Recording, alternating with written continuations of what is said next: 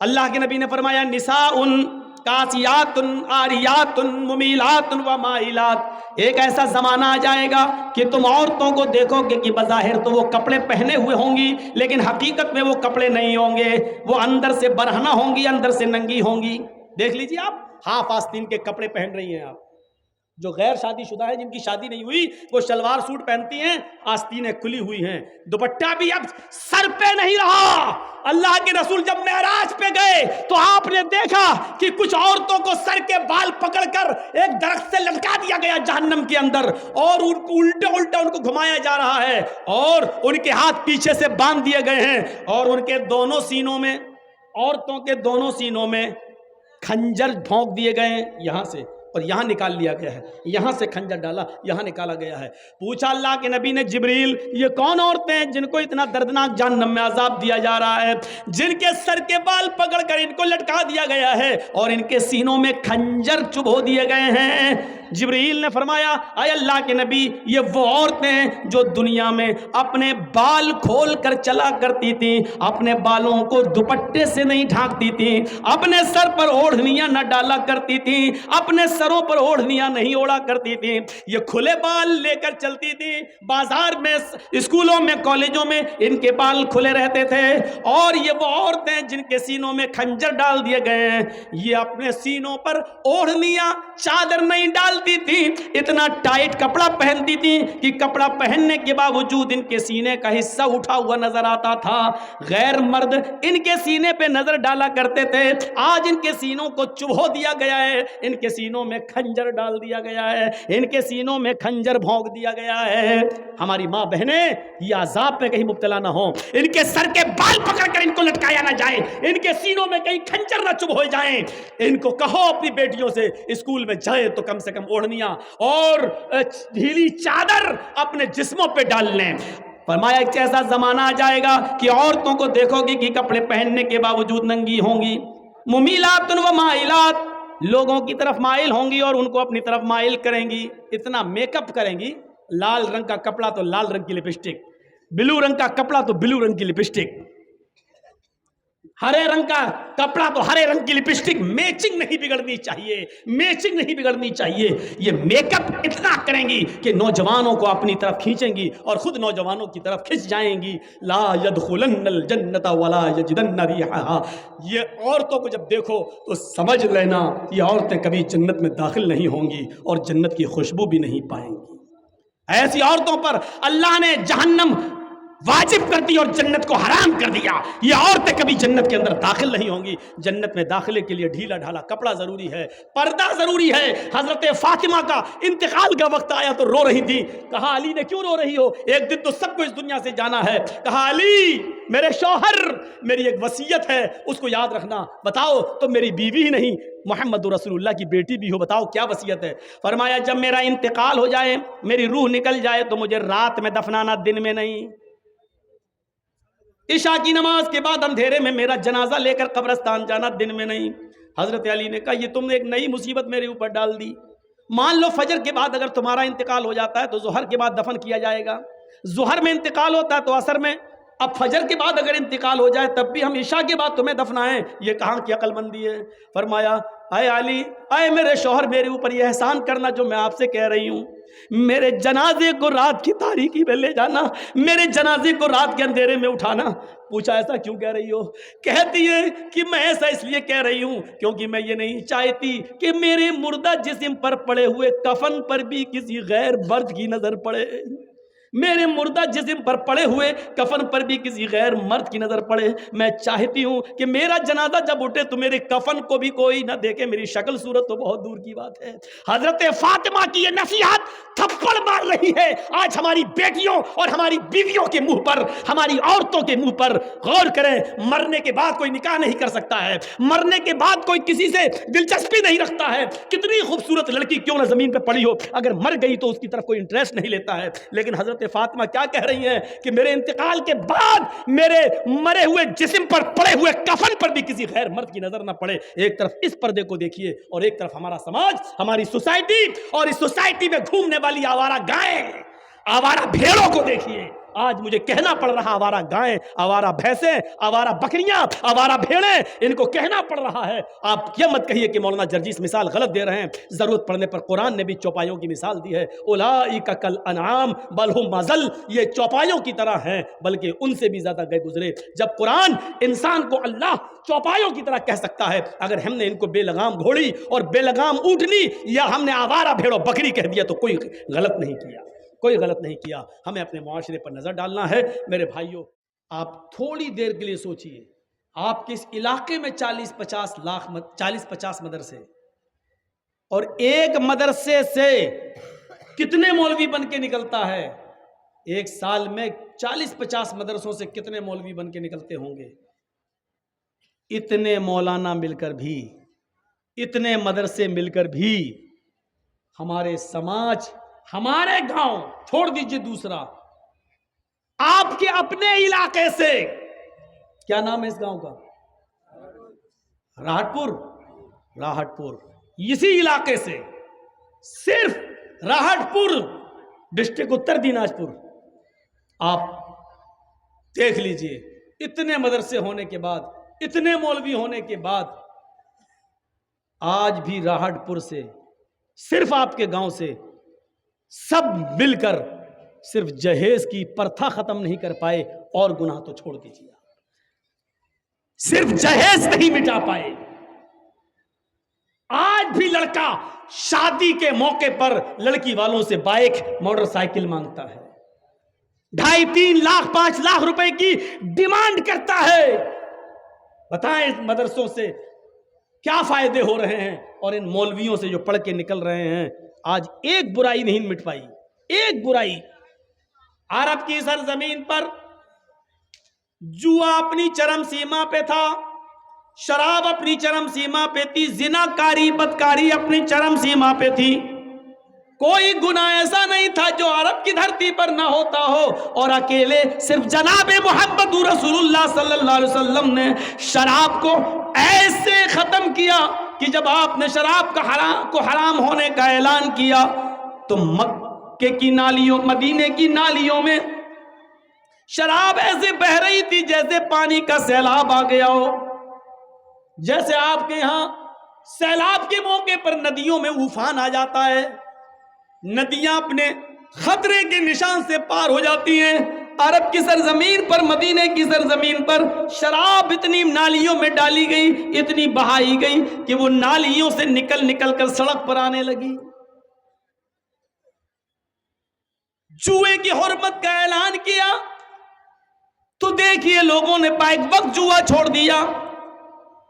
जिनाकारी की हुर्मत का ऐलान किया तो औरतें ऐसी पाक दामन बन गई, इतनी नेक बन गई कि आप उसकी मिसाल नहीं दे सकते, क्योंकि इस्लाम जानता है, मोहम्मद रसूलुल्लाह को मालूम है, एक औरत की सबसे बड़ी इज्जत वही चीज है, शर्मगाह।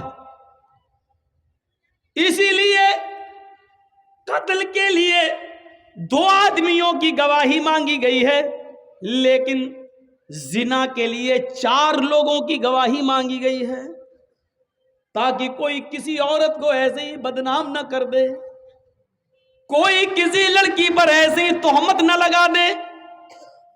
मौलवी जर्जीस ने एक लड़के को और एक लड़की को जिना करते हुए देखा है, बंद कमरे में देखा है, दोनों को नंगी अवस्था में देखा है, लेकिन सिर्फ जर्जीस ने देखा है। जर्जीस अपनी जबान पे कंट्रोल कर, इस्लामी हुकूमत अगर मौजूद हो तब भी तुम नहीं बोलोगे, इसलिए कि तुम्हारे पास 4 गवाह नहीं है। किसी भी लड़की की इज्जत व आबरू को तुम उछाल रहे हो, ये उनका जाती मामला है, वो चाहे तो तौबा करके अपने रब को मना सकते हैं, लेकिन जर्जीस साहब को तो दुश्मनी है उस लड़के से भी और उस लड़की से भी।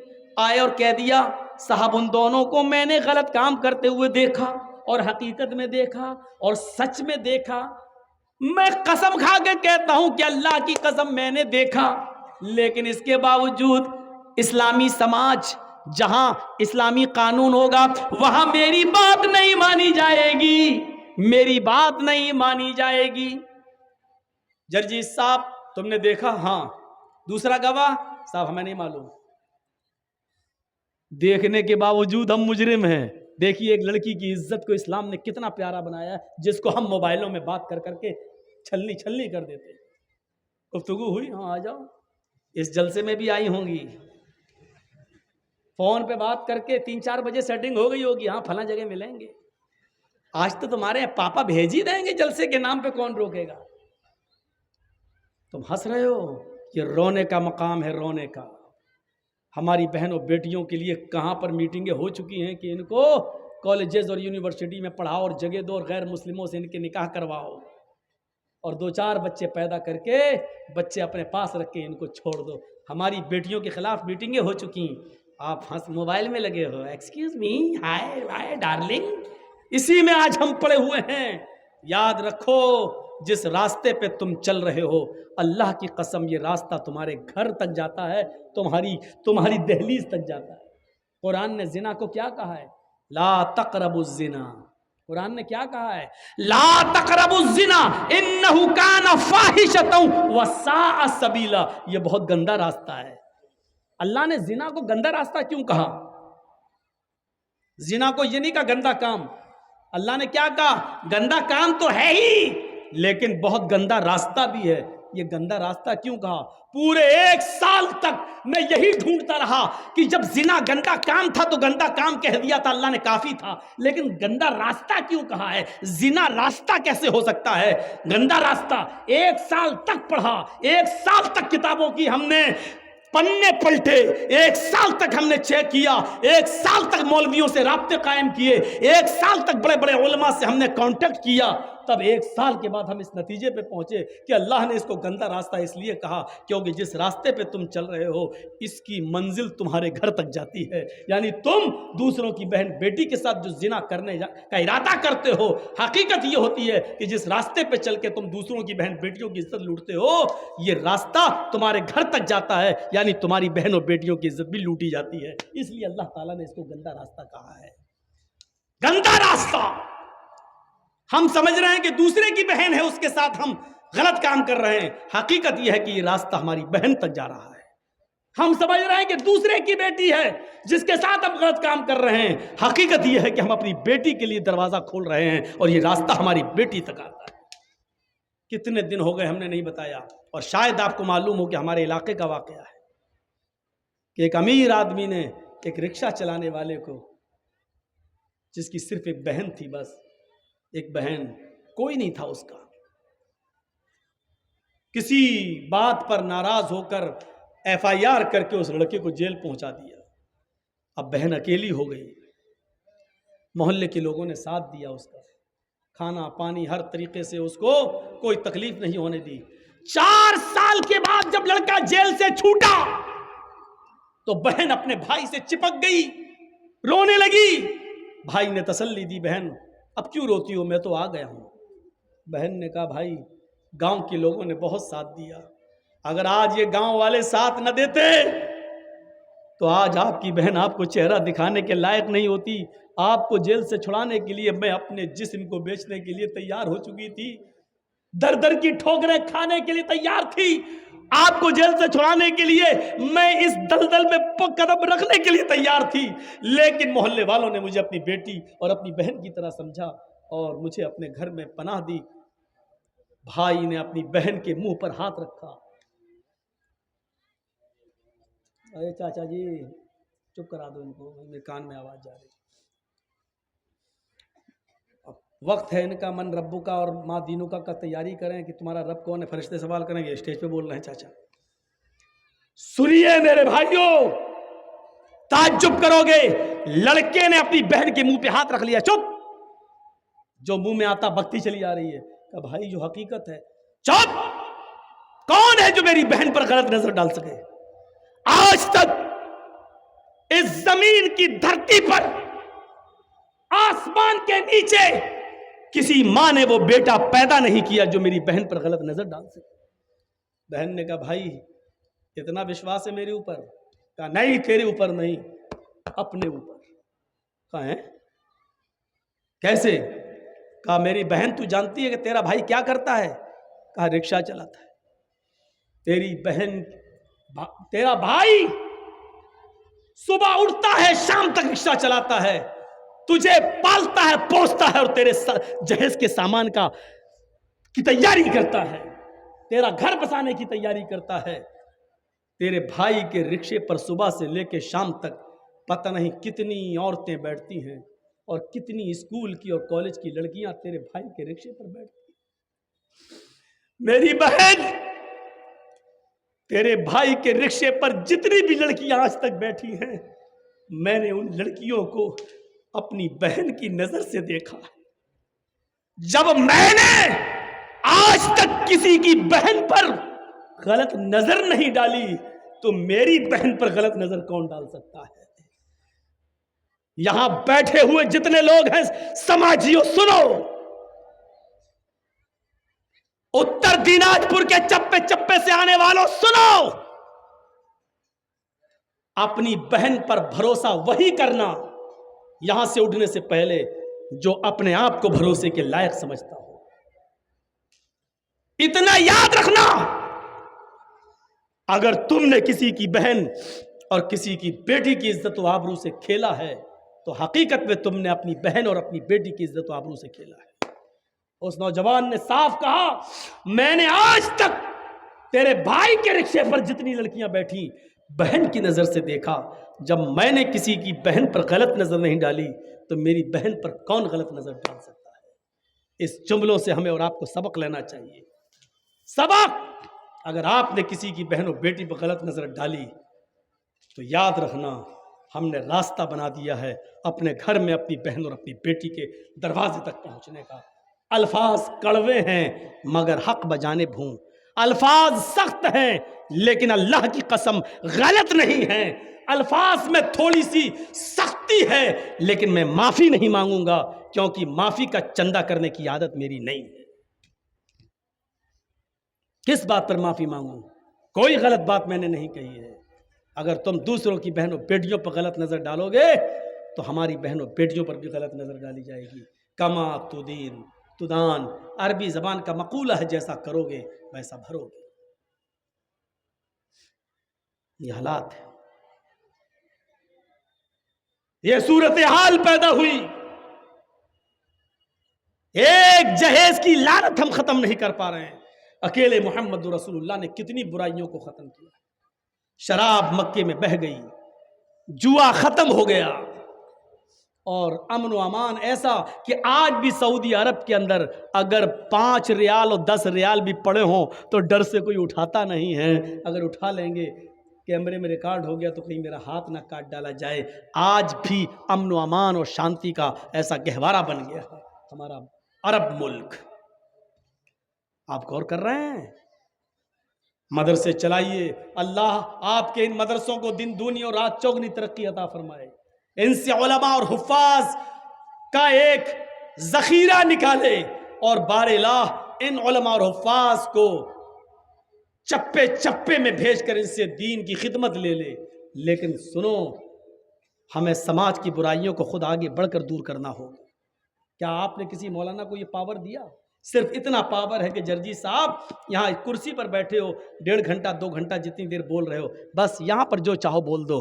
کیا آپ نے کبھی ہمیں یہ موقع دیا ہے کہ کسی کے بارات میں لڑکے کی ہم جائیں اور وہاں پر یہ کہہ سکیں کہ یہ 300 آدمیوں کی جو بارات آئی ہے یہ غلط ہے، اسلام کے خلاف ہے، شریعت کے خلاف ہے؟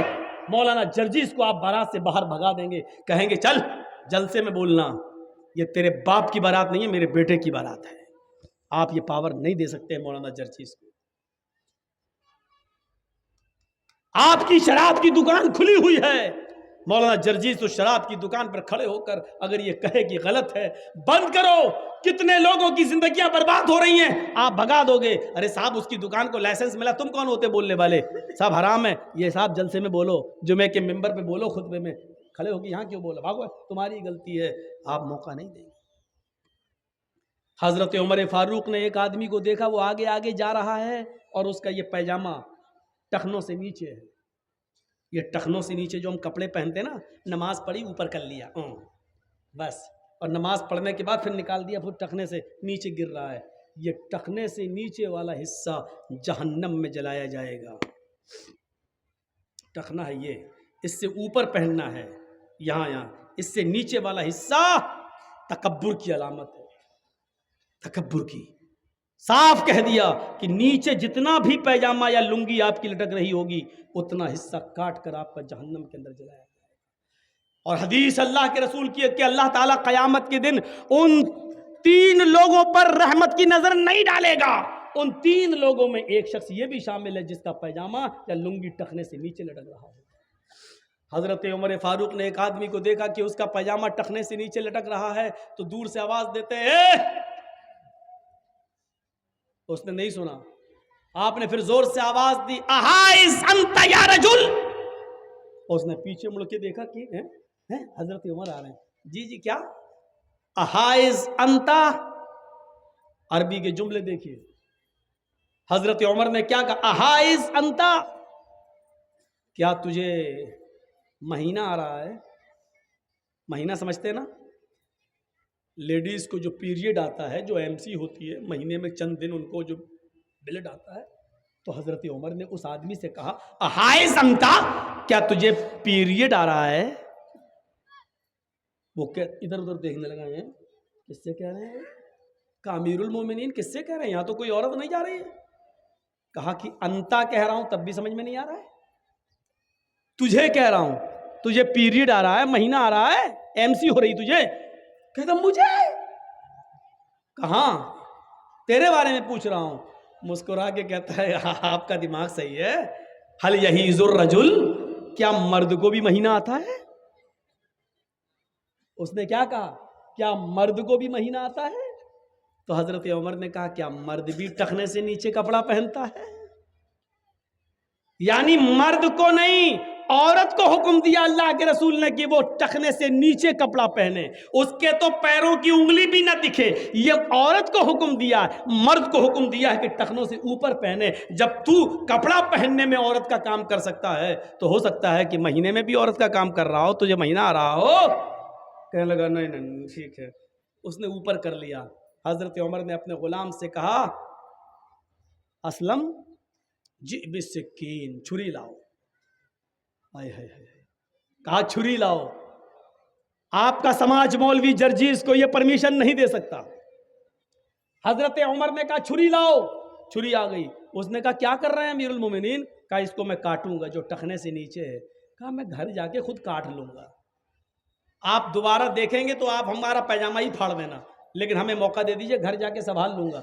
حضرت عمر نے کہا کہ یقیناً تو گھر جا کے سنبھال لے گا, لیکن اللہ کے نبی صلی اللہ علیہ وسلم نے فرمایا جب کوئی برائی تم اپنی آنکھوں سے دیکھو تو پہلے اپنے ہاتھ سے دور کرو. جب ہاتھ سے دور کرنے کی طاقت نہ ہو تو زبان سے منع کرو, اور زبان سے بھی منع کرنے کی طاقت نہ ہو تو دل سے برا سمجھو. میرے پاس ہاتھ سے دور کرنے کی طاقت ہے, اس لیے اس برائی کو میں اپنے ہاتھ سے دور کروں گا, ورنہ قیامت کے دن میں اپنے رب کو کیا منہ دکھاؤں گا. ادھر آ, کاٹ دیا پیجامہ, یہاں تک کاٹ دیا, صوفی بنا دیا. لے, جس برائی کو اپنی آنکھوں سے دیکھا اپنے ہاتھ سے دور کر دیا. کیا سماج ہمیں اس بات کی اجازت دے گا؟ سماج جلسے کی اجازت دے دے گا, اسٹیج بنا دے گا, مولانا صاحب بول لو, جو من میں آئے بول دو, یہاں کوئی کچھ نہیں کہے گا. لیکن صرف اسی 1.5 گھنٹے اور 2 گھنٹے تک آپ کی ہم سن لیں گے, اس کے بعد نہیں سنیں گے. قرآن پڑھ جائیے, اللہ تعالیٰ نے کہیں نہیں کہا کہ نیکیاں نیکیاں نیکیاں نیکیاں, یہ نہیں کہا, لیکن برائیوں کے سلسلے میں اتنا زور دیا کہ برائیوں سے رکو. ہاتھ سے دور کرنے کی طاقت ہو تو ہاتھ سے کرو, ہاتھ سے دور کرنے کی طاقت نہ ہو تو زبان سے روکو, اور زبان سے بھی دور کرنے کی طاقت نہ ہو تو دل سے برا جانو.